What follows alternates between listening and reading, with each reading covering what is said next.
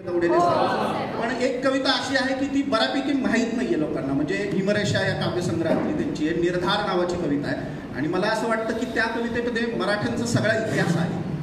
तर ती कविता फक्त सादर करतो मग आपण थांबवू, नाही तर खालून लोक वर यायचे मला विचारायचे. समरभूमीचे सनदी मालक शतयुद्धांचे मान करी, रणफंदीची जात आमची कौन आम्हा भयभीत करी. खोरपडीला दोर लावणी पहाड दुर्घट चढलेले, तुटून पडता मस्तक खाली धुंदडाने लढलेले, खंदकातल्या अंगारावर हासत खेळत पडलेले, पाप असे कडी काळ आमचा कीर्त गाजली दिगंतरी, रणफंदीची जात आमची कौन आम्हा भयभीत करी. या नदीने दिला वारसा कठोर छाती दगडांची, दिली नद्यांनी ध्येयासाठी समर्थता बलिदानाची, पहाड डोंगर इथे सांगती अजिंक्यता अभिमानाची, जगदंबेचा पालव येथे लढवय्यांच्या सदाशिरी, रणफंदीची जात आमची कौन आम्हा भयभीत करी.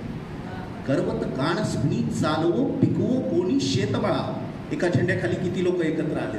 गर्वत गाण सुनी चालवो पिकवो कोणी शेतमळा, कलम कागदा वरी राबवो धरो कुणी हातात तुळा, करात कंकण असो कुणाच्या फाळावर गंध टिळा, शिंग मनोऱ्यावरी वाजता उभी छावणी खरोखरी, रणफंदीची जात आमची कौन आम्हा भयभीत.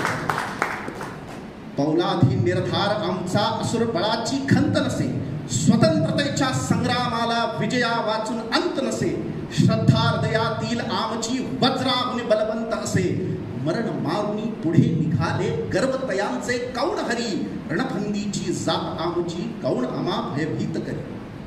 जंगल जाळा परी मराठा पर्वत श्रेष्ठा उठला रे, वणव्यांच्या अर्धांड गतीला अडसर आता कुठला रे, तळा तळातून ठेचून काढू हा गणिमांचा ढाला रे, स्वतंत्रतेचे निशाण भगवे अजिंक्य राखू धरेवरी, रणफंदीची जात आमची कौन आम्हा भयभीत करी.